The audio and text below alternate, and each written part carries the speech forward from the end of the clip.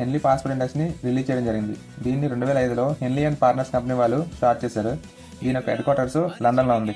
వీళ్ళు ఏం చేస్తారంటే ప్రపంచంలోని పాస్పోర్ట్ యొక్క ర్యాంకింగ్ని నిర్వహిస్తారు. ఏ విధంగా నిర్వహిస్తారంటే ఒక దేశం యొక్క పాస్పోర్ట్తోని ఎన్ని ఎక్కువ దేశాలు అయితే మనం వీసా లేకుండా ట్రావెల్ చేయగలమో దాన్ని స్ట్రాంగెస్ట్ పాస్పోర్ట్ కింద, ఎన్ని తక్కువ దేశాలు ట్రావెల్ చేయగలమో దాన్ని వీకెస్ట్ పాస్పోర్ట్ కింద నిర్ణయిస్తారు.